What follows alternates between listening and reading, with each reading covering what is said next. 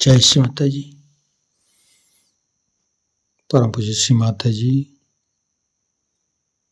कृपा करके आप सारे देव देवियों के साथ ये ध्यान और मेडिटेशन की मंच पर पधारिए और विश्व के सारे संतों को, शुद्धात्मा को निर्विचारिता सिद्धि, ध्यान की सिद्धि देके परम चैतन्य अनुभव कराइए। माँ, हे आदिशक्ति माँ, कृपा करके हमारी प्रार्थना स्वीकार कीजिए। हे भगवान, कृपा करके आप इस धरती पर सारे देव देवी के साथ पधारिए और हम सभी संतों को निरंजित कीजिए, चैतन्यित कीजिए। परम पूज्य श्री माता जी, आपके श्री चरण कमल पर कोटि कोटि नमन।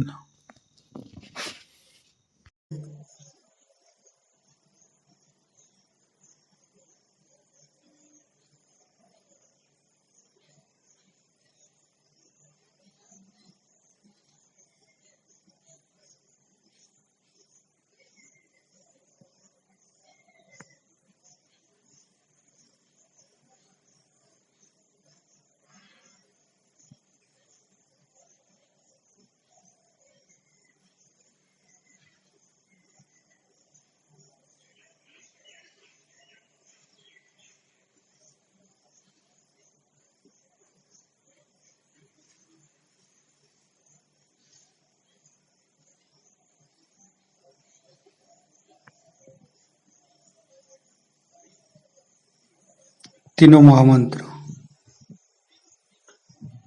ओम तमेव साक्षात् श्री महालक्ष्मी महासरस्वती महाकाली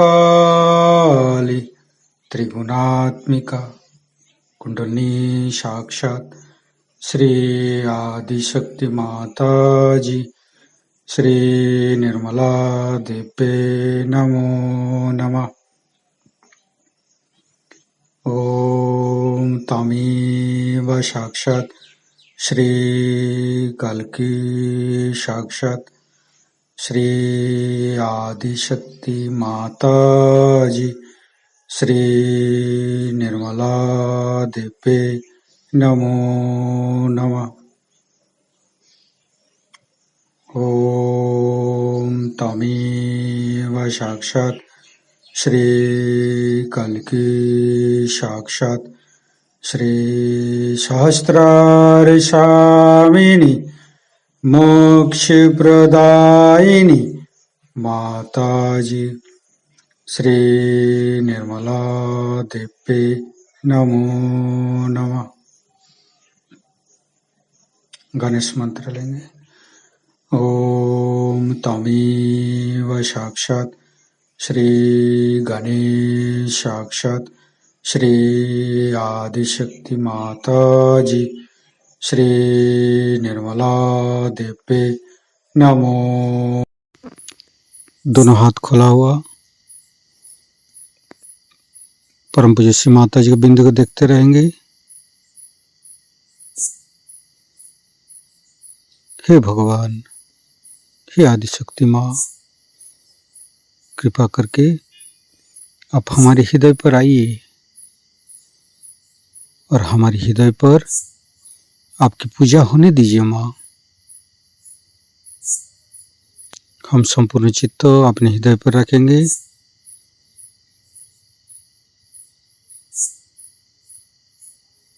श्री माता जी का छवि हम हृदय में देखते रहेंगे।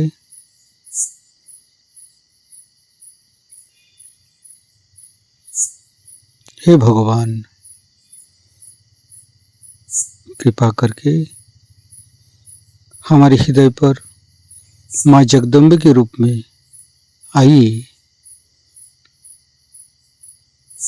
हे आदिशक्ति माँ,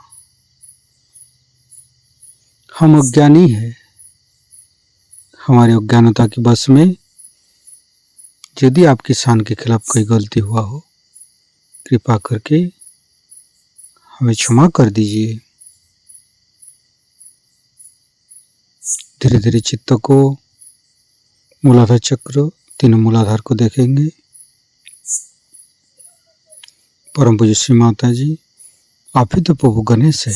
कृपा करके हमारे शरीर की तीनों नाड़ी, सातों चक्रों के अंदर समस्त दोषों को, समस्त रोगों को दूर कीजिए।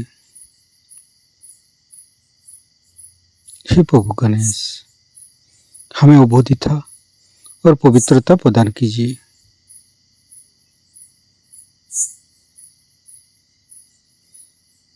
हे आदिशक्ति माँ, हम कभी अतीत में चला जाते हैं, कभी भविष्य में चला जाते हैं।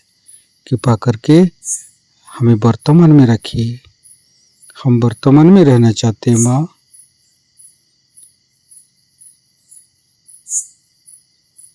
संपूर्ण चित्त मध्य मूलाधार पर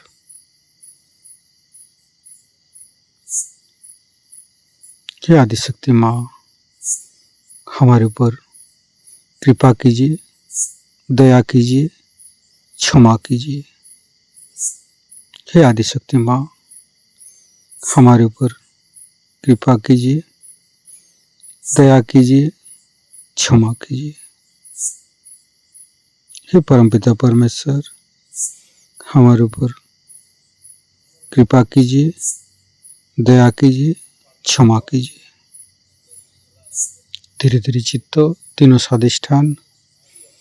स्वादिष्ठान को देखेंगे। संपूर्ण चित्त लेप स्वादिष्ठान। परम पूज्य श्री माता जी, हमारी समस्त शुद्ध इच्छा को शुद्ध इच्छा में बदल दीजिए माँ। हमारी इच्छा शक्ति को दृढ़ कीजिए माँ। शुद्ध इच्छा 6 बार बोलेंगे। ओम तमेव साक्षात श्री शुद्ध इच्छा, श्री शुद्ध इच्छा, श्री शुद्ध इच्छा, श्री शुद्ध इच्छा, श्री शुद्ध इच्छा, श्री शुद्ध इच्छा। साक्षात श्री आदिशक्ति माता जी, श्री निर्मला देवी नमो नमः। फिर धीरे धीरे चित्त को राइट स्वादिष्ठान। परम पूज्य श्री माता जी, आपकी श्री चरण की शीतलता हमारे लिभार पर प्रदान कीजिए। हमारे लिभार को शीतलता प्रदान कीजिए माँ। हमारे लिभार के अंदर समस्त दोषों को दूर कीजिए।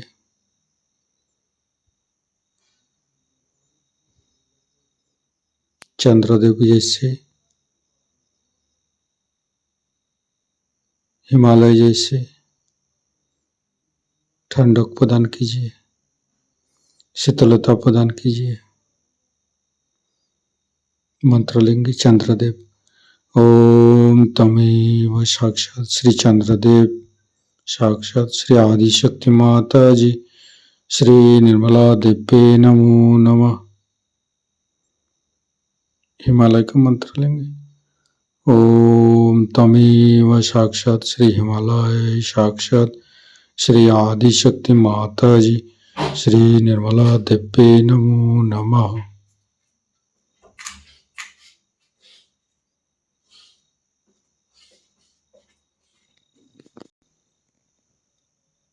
चित शक्ति का मंत्र लेंगे। ओम तमेव साक्षात श्री चित शक्ति, साक्षात श्री आदिशक्ति माता जी, श्री निर्मला देवी नमो नमः। फिर धीरे धीरे चित्त को मध्य स्वादिष्ठान। परम पूज्य श्री माता जी, श्री ब्रह्मदेव सरस्वती की शक्ति से हमारे मध्य स्वादिष्ठान के समस्त दोषों को समस्त रोगों को दूर कीजिए, मुझे सृजनात्मक शक्ति प्रदान कीजिए माँ। ब्रह्मदेव सरस्वती जी का मंत्र लेंगे। ओम तमेव साक्षात श्री ब्रह्मदेव सरस्वती साक्षात श्री आदि शक्ति माता जी श्री निर्मला देवे नमो नमः।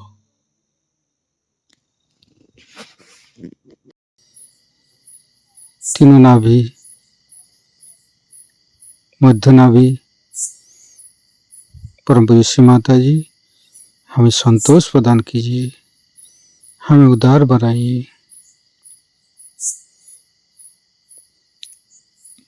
हृदय चक्र, तीनों हृदय को देखेंगे।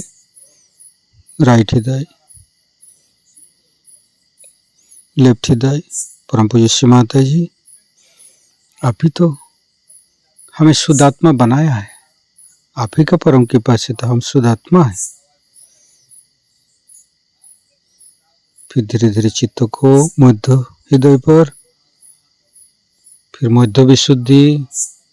परम पूज्य श्री माता जी आप ही तो हमें वाणी प्रदान करते हैं, कृपा करके हमारी वाणी में माधुर्य प्रदान कीजिए। फिर धीरे धीरे चित्त को फ्रंट आज्ञा। हे आदिशक्ति माँ आप ही के परम कृपा में तो हम क्षमाशील है, त्यागी है। आप ही तो यीशु ख्रिस्ट है, कृपा करके हमारे आज्ञा चक्र पर आइए। फिर बैक आज्ञा। परम पूज्य श्री माता जी मैंने सबको क्षमा किया, कृपा करके आप भी मुझे क्षमा कर दीजिए। सहस्त्रार।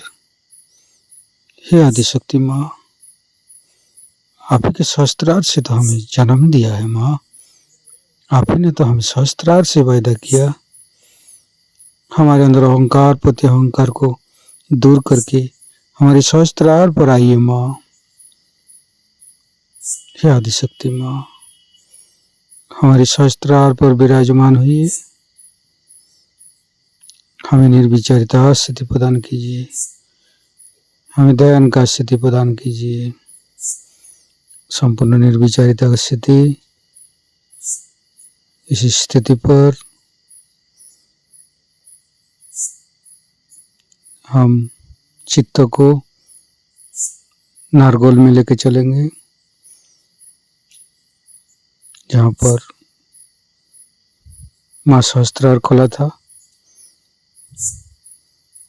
थोड़ी देर इस स्थिति पर ध्यान करेंगे।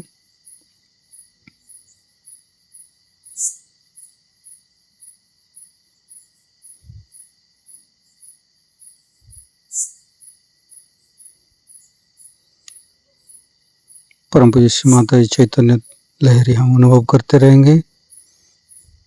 फिर धीरे धीरे सहस्त्रार पर मन को लाएंगे, चित्त को लाएंगे। संपूर्ण निर्विचारिता स्थिति, ध्यान की स्थिति।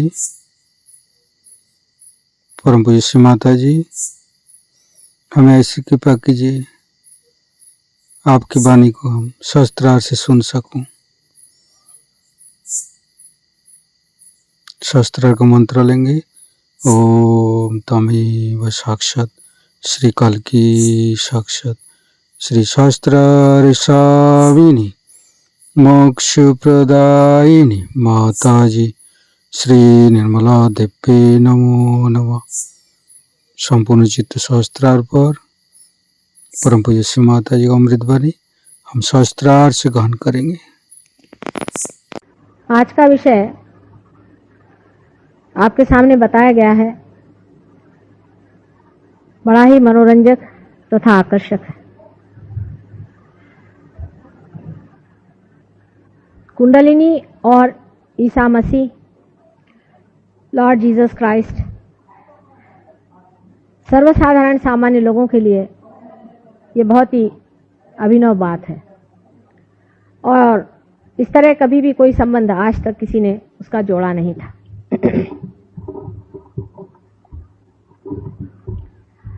इसका कारण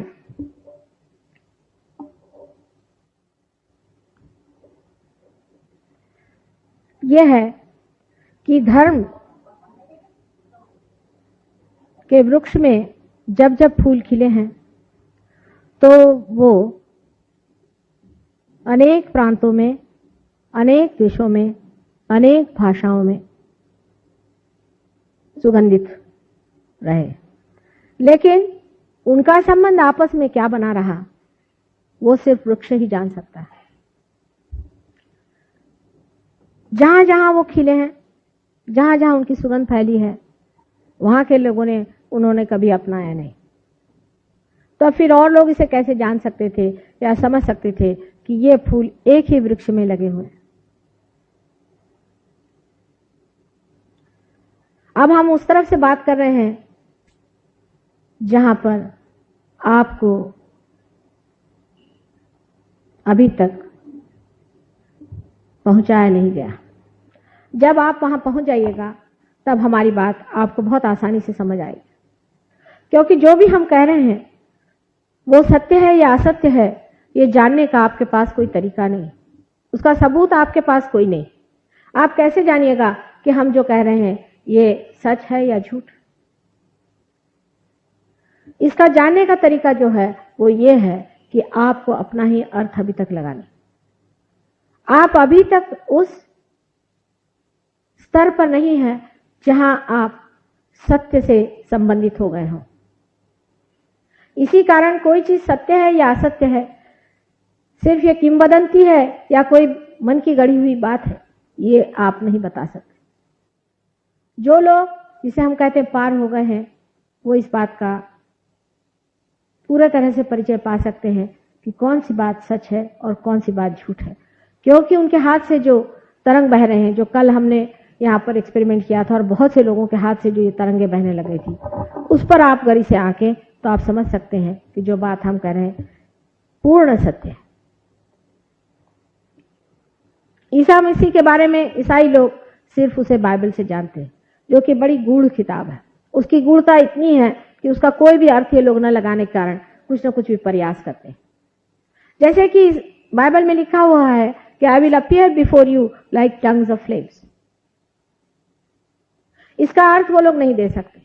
वो सोचते हैं कि जब भगवान सामने आएंगे तो उनके अंदर से इस तरह से ज्वालाएं निकलती रहेंगी। इसका अर्थ ये नहीं। इसका अर्थ ये है कि हम सहस्त्रार में तुम्हें दिखाई देंगे। सहस्त्रार का वर्णन है, अनेक तरह से कुंडलिनी का वर्णन बाइबल में है, असंख्य उसके कोटेशंस आपको हम दे सकते हैं। ईसा मसीह ने कहा है कि those who are not against me are with me. जो मेरे खिलाफत में नहीं है वो मेरे साथ है। ईसाइयों से जाकर अगर आप पूछे कि ये कौन लोग हैं तो उनको इनका पता नहीं। उन्होंने तो ये बना लिया है कि ईसा मसीह ने कहा था कि I am the path, I am the door. मैं रास्ता हूं और मैं दरवाजा हूं। लेकिन यह नहीं कहा था कि आई एम द डेस्टिनेशन, कि मैं मंजिल हूं। यह बात उन्होंने नहीं कही थी। अगर उन्होंने कहा था मैं रास्ता हूं और मैं दरवाजा हूं तो फिर मंजिल कोई और होती। इतने गूढ़ भाषाओं में बात करने के बाद में 4 साल के अंदर, सिर्फ 4 साल उनको जीने दिया। 4 साल के अंदर उन्हें क्रॉस पे चढ़ा दिया गया। और आज भी जो लोग उनको मानते हैं और कहते हैं कि हम उनके धर्म का पालन करते हैं, वो भी हर दिन उनके सारे जो तत्व है उनकी बलि चढ़ाते रहते हैं। जैसे मैंने आपसे कल कहा था कि हिंदू लोग भी उतने ही बेवकूफ हैं जितने मुसलमान, उतने ही ईसाई। ईसा मसीह के बारे में अगर आप देवी इनका निर्माण किया है, जिसका नाम उन्होंने महाविष्णु बनाया है। इसको 2 हिस्से में एक अंडाकृति उन्होंने बनाया था। इस अंडाकृति का जो बेस है वो श्री गणेश है। श्री गणेश ही मूलतः जीसस क्राइस्ट की शक्ति है। और जो दूसरा अंडाकृति का भाग है वो जिसे हम षडानंद कहते हैं, षण्मुखानंद कहते हैं, इसको कार्तिकेय कहा जाता है, वो हिस्सा। इस पूर्ण अंडे में जो प्राण है वही ईसा मसीह है। पूर्ण ब्रह्म तत्व ओंकार जो है वही ईसा मसीह है। कुंडलिनी का सारा ही अस्तित्व उनकी वजह से है कहना चाहिए, और वही कुंडलिनी के आधार पर बैठे रहते हैं। श्री राधा जी ने इनको जन्म किया था ये आपको अगर आप देवी जी का पुराण पढ़ें तो पता होगा। पर मार्कंडेय को पढ़ने के लिए हमारे आज के मॉडर्न लोग कहाँ तैयार हैं। मार्कंडेय जैसा दृष्टा आपको कहीं ढूंढे से नहीं मिलेगा। एक से एक बारीक चीजें देवी की उन्होंने बताई हुई है कि देवी की क्या पहचान है, देवी किस तरह से कपड़े पहनती है, देवी के क्या उनके शौक है, और दैवी शक्ति नाम की भी कोई चीज होती है। हालांकि आज अंग्रेज इस तरफ मुड़ रहे हैं, लेकिन हमारे हिंदुस्तानी तो अभी भी बहुत बड़े अंग्रेज बने हुए। मैं बहुत बार कहती हूँ कि अंग्रेजों के टेल कोट्स छोड़ करके हमारे हिंदुस्तान में ज्यादा अंग्रेज हैं बनिस्बत इंग्लैंड में। मार्कंडेय पुराण मेरे ख्याल से आप लोगों में से बहुत ही कम लोगों ने पढ़ा होगा, लेकिन उसमें अगर आप पढ़ें तो महाविष्णु की स्थापना उस पर आप अगर ध्यान दें तो आप समझ जाइएगा कि ये पूरे क्राइस्ट का ही या ख्रिस्त का ही पूरे वर्णन है। राधा जी ने स्वयं अपनी शक्ति से, जो कि महालक्ष्मी की शक्ति है, इन्हें बनाया है। और उनकी मां जो मेरी थी वो और कोई नहीं थी, बस आपको सीधे सीधे समझ लेना चाहिए कि श्री राधा जी स्वयं थी। स्वयं साक्षात श्री राधा जी ने ही उनको जन्म दिया था। रा माने एनर्जी, शक्ति, और धा माने धारने वाली। जिसने शक्ति को धारण किया वो राधा है। राधा ये महालक्ष्मी का स्वरूप है। राधा जी का संसार में अवतरण हुआ था। जो पहले सीता जी थी वही राधा जी हुई, और राधा जी ने ही गणेश जी को अपने गोद लेकर के, क्योंकि राधा जी तो महालक्ष्मी का अवतरण है और गणेश जी महाकाली ने बनाए हुए थे गौरी स्वरूप होकर के। उन्होंने अपने गोद लेकर के उनको ये विशेष स्वरूप दे करके ख्रिस्त बनाया। अब जो ख्रिस्त शब्द है ये भी कृष्ण से आया है, क्योंकि इनके पिता कृष्ण है, इसलिए इनको ख्रिस्त कहा गया। बहुत समझने की बात है। और इनका नाम जीसस भी इसलिए बनाया गया कि जैसे राधा जी को ये ख्याल आया कि यशोदा जी का नाम आज तक कहीं नहीं आया। यशोदा, यश को देने वाली सो यशोदा। लेकिन अपने यहां देखा जाए तो येसु और जेसु उनको कहा जाता है, शॉर्ट फॉर्म है। अगर किसी का नाम यशोदा होगा तो उसे यशोदा येसु पुकारते हैं, और अगर यूपी में वगैरह अगर यशोदा नाम चले तो उसे जस्सू कहते हैं।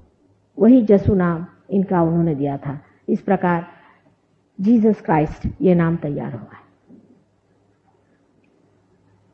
अब हिंदू लोगों को लगता है कि जीसस क्राइस्ट तो फिर हमारे आदमी हो गए, पर आप हिंदू हैं क्या? आप भारतीय भी नहीं है। और हिंदुत्व का मतलब कोई चीज को लेकर झगड़ा करना हिंदुत्व नहीं होता। हिंदुत्व तो शक्ति के पुजारियों को माना जाता है, और जो शक्ति से प्लावित है, जो शक्ति से संस्कारित है, उन्हीं को हिंदू मानना चाहिए। जिनके अंदर अभी तक शक्ति जागरूक नहीं है उन्हें हिंदू नहीं मानना चाहिए। इस प्रकार आप समझ सकते हैं कि जीसस क्राइस्ट ये श्री राधा जी के बनाए हुए वैकुंठ के समय के एक बहुत बड़े अवतरण है।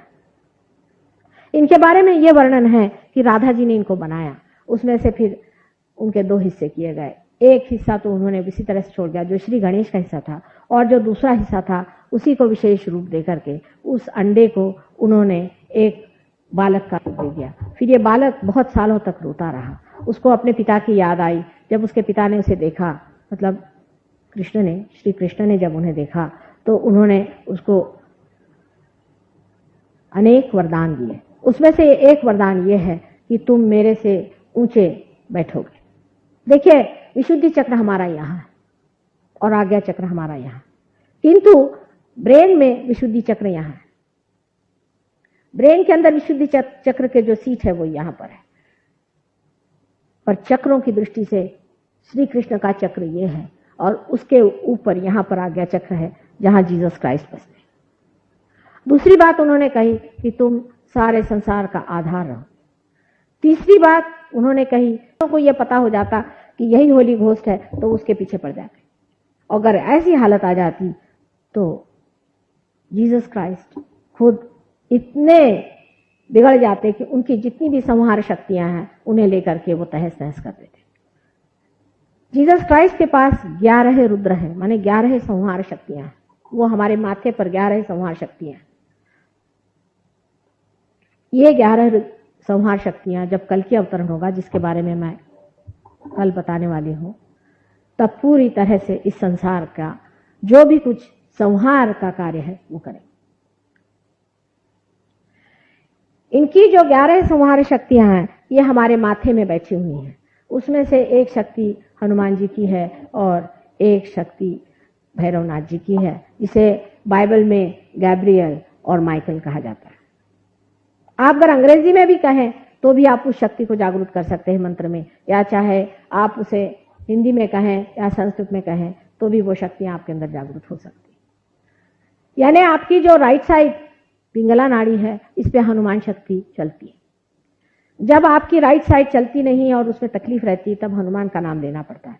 उस वक्त अगर आप गैब्रियल का भी नाम ले तो भी वो शक्ति चालू हो जाती है। लेफ्ट साइड की जो शक्ति है उसमें सेंट माइकल या जिसे हम भैरवनाथ जी कहते हैं उनकी शक्ति चलती है। अगर लेफ्ट साइड आपको चालू करनी है तो आपको भैरवनाथ जी का सहारा लेना पड़ता है।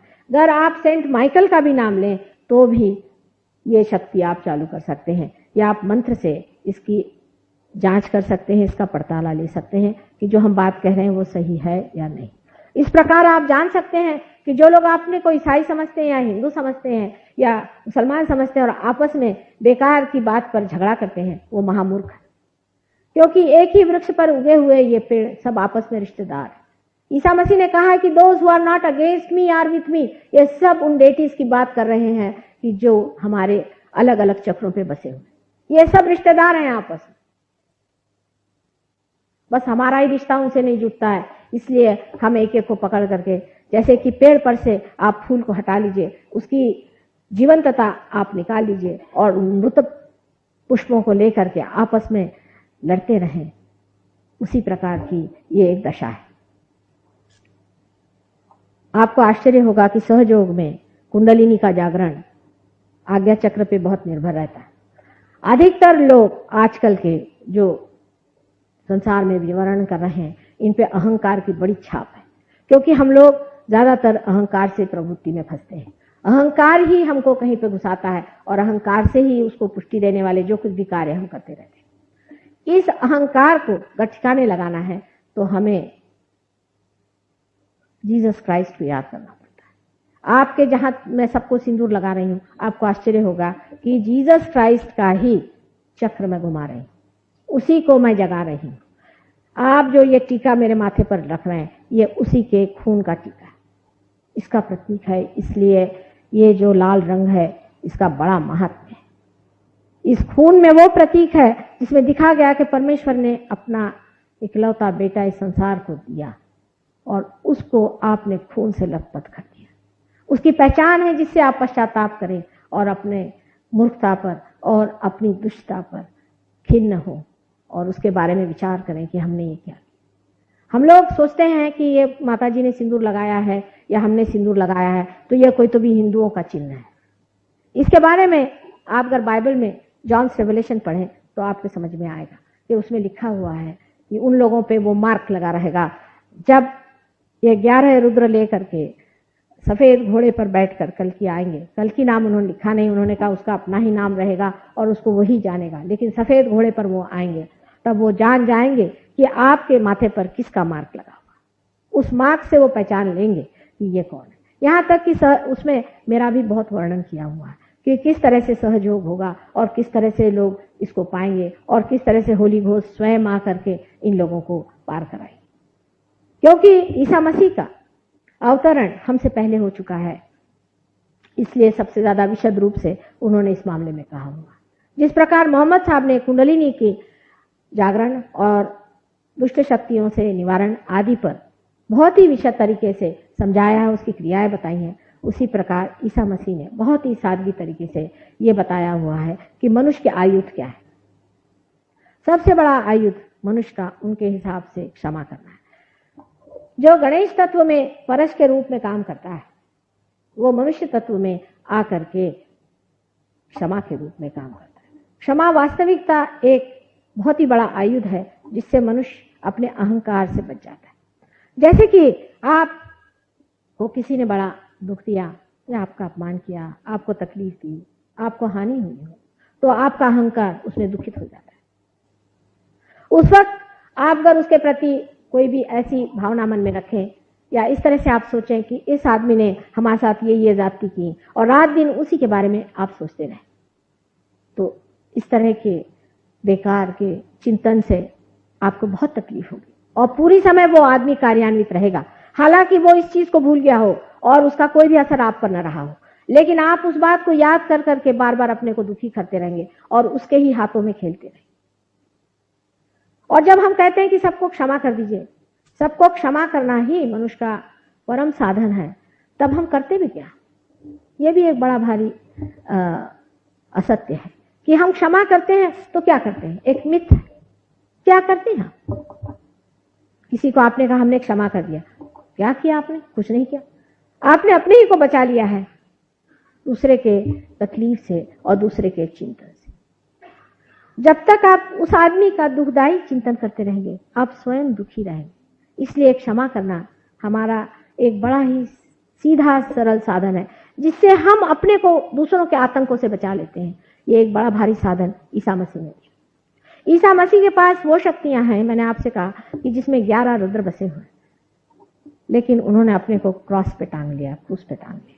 किस लिए टांगा उन्होंने अपने को क्रॉस पर? जब उनके पास सब शक्तियां थी, वो सबको हनन कर सकते थे और सबको खत्म कर सकते, और साक्षात जहां उनके साथ आदिशक्ति उनकी मां रोती हुई खड़ी हुई थी, उसे बर्दाश्त नहीं हुआ, क्योंकि आखिर मनुष्य जन्म में थी, उसे बर्दाश्त नहीं हुआ कि सारी शक्तियां मेरे में निहित होते हुए भी मेरे बच्चे को इन लोग क्रॉस पे चढ़ा रहे और मुझे आज ये नाटक दिखाने के लिए यहाँ खड़ा होना है। वास्तविक बात यह है कि ऐसे लोग कोई ना दुख झेलते हैं ना कोई सुख में लपटते हैं। इनके लिए सारा खेल है और नाटक है, ये सिर्फ खेल खेलते हैं। और आकर के संसार में उन्होंने क्रॉस पे चढ़ के ये दिखाया कि कितने बड़े महामूर्ख लोग थे जिन्होंने उनको सूली पर चढ़ाया। इसीलिए वो गधे पे सवारी करते थे, और इसका मतलब यह है कि उनकी सवारी हमेशा गधे पे ही रही। इसका सीधा प्रत्यंतर यह है कि जब आप में सर में दर्द हो, बहुत ज्यादा तकलीफ हो, पीड़ा हो, तब आप ये कहें कि हमने सबको क्षमा कर दिया। आप कोई दवा मत लीजिए, कोई आप उस पर इलाज मत करिए, सिर्फ आप करिए कि सब दुनिया के जितने भी लोग हैं जिन्होंने हमें सताया या जिस आज तक सताते रहे, सबको हमने क्षमा कर दिया। आप देखिए आपका सर दर्द चला जाए। विशेषकर सहयोगी जो कि इस कुंडलिनी शक्ति से प्रज्वलित है, उनके लिए तो इतने जल्दी काम होता है, क्योंकि आपके अंदर क्षमा स्वरूप जो ईसा मसीह है वो जागृत हो गए। अब देखिए कि इनकी जो जगह है आज्ञा चक्र पे है। आज्ञा चक्र हमारे अंदर जो ऑप्टिक चाइज्मा है, जहां हमारी आंखों की दोनों नर्व्स क्रॉस करती हैं, उस जगह बीचों बीच एक पॉइंट है। अभी इतना सूक्ष्म है कि डॉक्टर लोग इसे नहीं देख सकते, लेकिन वहां पर एक बड़ा ही सूक्ष्म सा दरवाजा है। इसीलिए उन्होंने कहा था कि आई एम द डोर। ये इतना अति सूक्ष्म दरवाजा है कि इससे अंदर से गुजरने के लिए ईसा मसीह जैसे व्यक्ति को इस संसार में आकर के गुजरना पड़ा, क्योंकि हमारे अहंकार की वजह से हमने उनको मारा, क्योंकि हम बर्दाश्त नहीं कर पाए कि कोई इंसान भगवान बन के कैसे आया है, कोई इंसान बन करके कहता है कि मैं भगवान हूं। ये मनुष्य बर्दाश्त नहीं कर पाता है, और इसीलिए उसने उसको मारा था। उन्होंने कौन सी बुराई की थी? उन्होंने दुनिया भर के लोगों को अच्छा किया, दुनिया भर को अच्छी बातें सिखाई, सबको सिखाया कि तुम कायदे से चलो, अच्छे से चलो, अपने जीवन को सुव्यवस्थित बना। उन्होंने प्रेम की भाषा अपने आप करते रहे, और हमने उन्हें द्वेष और तकलीफ और परेशानियां दी। लेकिन जो लोग आपको गंदी बातें सिखाते हैं और पाप कर्म में लगाते हैं और आपसे बताते हैं कि गंदे काम करते रहो और जितने करते रहोगे उतने भले बनोगे, ऐसे जो आपको बेवकूफ बनाते हैं, उनकी रात दिन हम किताबें पढ़ते हैं और उनके चरणों में जाते रहते हैं। आज देख लिए आजकल के जमाने में जो गुरु लोग हम मानते हैं, एक से एक बढ़ के बिलंदर लोग हैं या नहीं है। उनके लिए हम अपने पैसे लुटाते हैं, उनके लिए दुनिया भर की चीज हम करने के लिए तैयार हैं, और अगर कोई ऐसा सच्चा आदमी आके खड़ा होता है उसको क्रूस पे चढ़ा देते हैं। इस तरह के महामूर्ख अहंकारी लोगों को एक बहुत बड़ा लेसन देने के लिए, उनको एक बड़ी भारी शिक्षा देने के लिए स्वयं साक्षात परमेश्वर ने इस संसार में अपने इकलौते एक बेटे को भेजा और उसको आपने क्रॉस पे चढ़ा दिया। या आपके अकल के नमूने देखिए जो आपने तारे तोड़े हुए हैं, और इसी प्रकार आप हर बार करते आए। पहले कोई भी इनकारनेशन आया तो इसी प्रकार मनुष्य करता गया और हमेशा सत्य से भागता, असत्य को पकड़ता गया और सत्य से भागता रहा। आज मैं सुनती हूँ लोग शिरडी बहुत जाते हैं, हालांकि अब वहां से साईनाथ उठ गए, वहां इतनी गंदगी कर रखी, वहां नहीं, लोग शिरडी जा रहे हैं। शिरडी इसलिए क्योंकि आज साईनाथ यहाँ मौजूद नहीं है। जब शिरडी के साईनाथ थे तो उनको खाने को नहीं था। आज सब लोग शिरडी में जाएंगे, क्यों? क्योंकि मर गए हैं तो ठीक ही है, क्योंकि अब शिरडी साईनाथ तो हमारे गले में बंध गए। हमारे शिरडी साईनाथ आपके कहां से हो गए? ये मनुष्य की महामूर्खता जो है कि जो मर गया उसके पीछे दौड़ना, इस महामूर्खता और इस अहंकार के लिए ही ईसा मसीह ने अपने को बलिदान दिया। और आज भी मनुष्य उसी मूर्खता में बहा जा रहा है। जो साक्षात है, जो सामने है, प्रमाण है, उसे छोड़ करके और ऐसी चीज के पीछे दौड़ता है जो मर गया, खत्म हो चुका और आज उसका स्थान कहीं और। आपने देखा है कि बहुत से शिरडी के यहाँ पे भक्त आए थे, उनसे पूछा गया कि पूछो साक्षात माता जी आप शिरडीनाथ हैं, तो उनके अंदर वाइब्रेशंस आए। सही बात है, जब भी कोई इनकारनेशन आया तब उससे अगर पूछा जाता तो आपको इसका उत्तर मिल जाता, लेकिन जब भी कोई आया तो आप पिछला जो मरा हुआ उसे लिए बैठे रहे और उसी के सहारे चले, क्योंकि आज वो जिंदा नहीं है, इसलिए अच्छा हमारे हाथ में। जैसे ज्ञानेश्वर जी की मैंने आपको किस्सा सुना कि ज्ञानेश्वर जी का यहाँ बड़ा भारी मंदिर बनाया हुआ। हमने कहा कि हमें मनन करने दीजिए, उन्होंने कहा कि नहीं साहब यहाँ डिंडी कर, यहाँ नाचिया। मैंने कहा वो करते थे क्या? ये जो सामने तुमने मूर्ति बना के रखी हुई है ये क्या करते? तो कहने लगे कि इनकी बात और ये तो कोई विशेष थे। और मैंने कहा तुम क्या डिंडी करने के लिए पैदा हुए? जिंदगी भर में मनन करने के लिए उन्होंने कहा है, परमात्मा को पाने के लिए कहा है। अविद्या का जो कारण है, मूल कारण है, आपके अंदर प्रकाश नहीं, इसके लिए कहा है, उसको करो। तुम ये क्यों करें? नहीं माता जी आपकी बात ठीक है, लेकिन ये तो यहाँ नहीं हो सकता। हमने कहा अगर वो आज यहाँ होते तो हम उनसे बात करते, हम तुमसे कहाँ पड़ गए तुम्हारे पास। उन्होंने हमें मनन नहीं करने दी,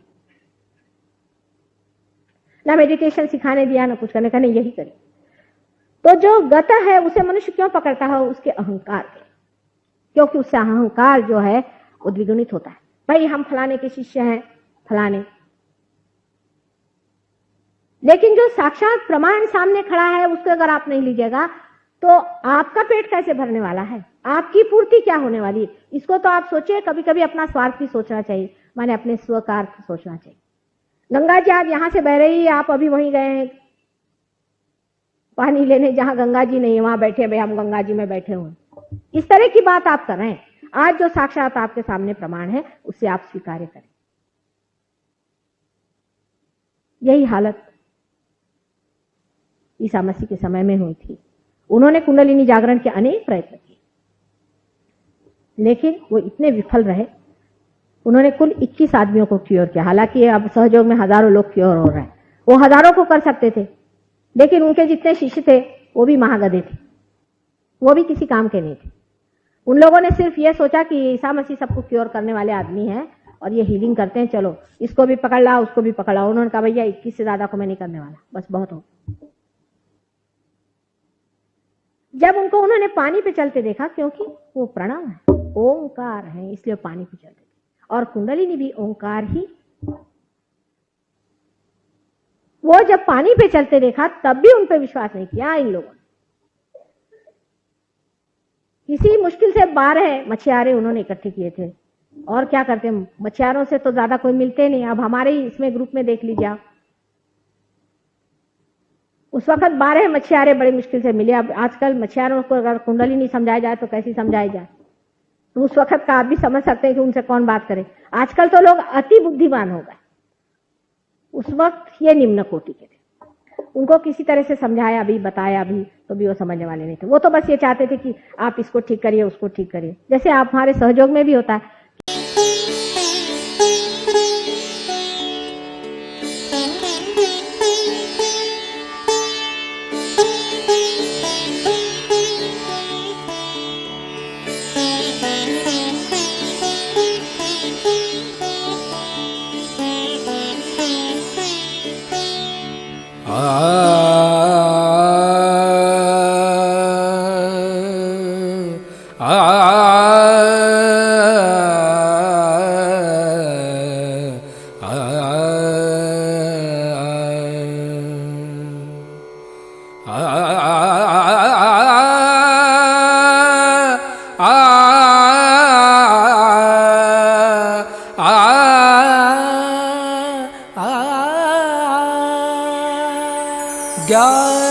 ज्ञानदायिनी श्री माता जी, ज्ञानदायिनी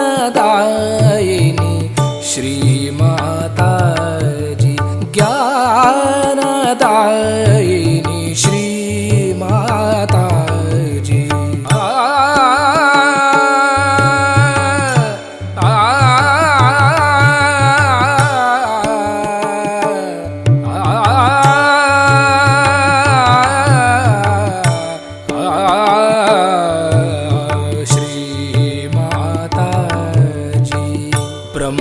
स्वरूपिणी मात सरस्वती, ब्रह्मस्वरूपिणी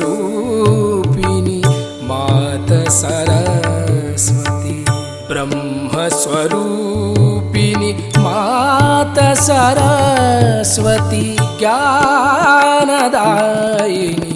श्री माता जी। पम गम पद पम गम पम गरे सा निरे ग गरे गम म गम पम गरे सा निरे गरे गम पम गम पद पम गम पम गरे गरे सा।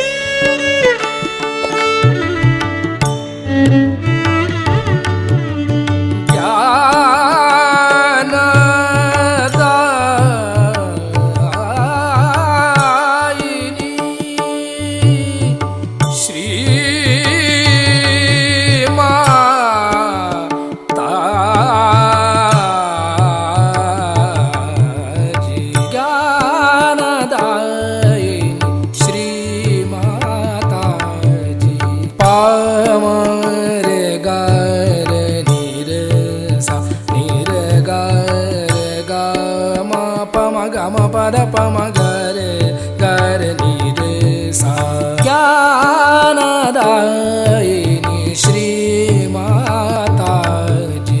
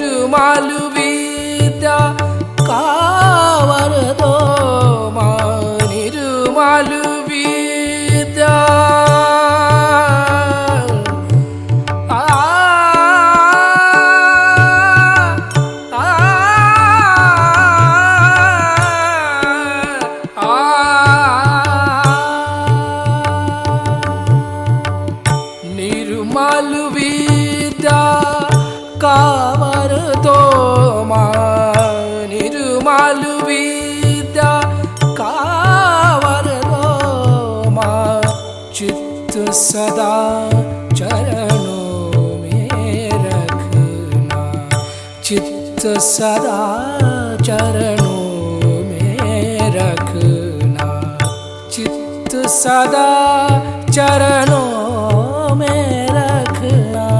ज्ञानदायिनी श्री माता जी, ज्ञानदायिनी श्री माता जी, ज्ञानदायिनी ज्ञानदायिनी ज्ञानदायिनी श्री माता जी। ओ त्वमेव साक्षात् श्री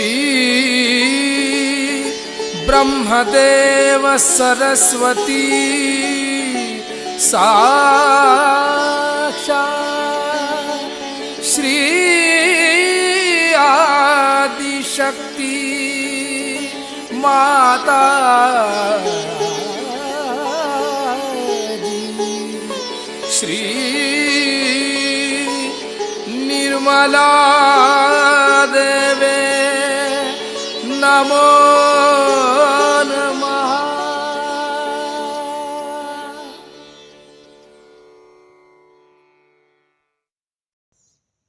संपूर्ण ध्यान का स्थिति, निर्विचारिता का स्थिति, इस स्थिति पर परम पूज्य श्री माता जी को परम चैतन्य अनुभव करते हुए परम चैतन्य की वर्षा अनुभव करते हुए थोड़ी देर रहेंगे। प्रे करेंगे परम पूज्य श्री माता जी, आज का ये ब्रह्म ध्यान पर आपने जो हमको परम चैतन्य अनुभव कराया, इसके लिए मैं आपको कोटि कोटि नमन। कुंडली उठा के बंधन लेंगे।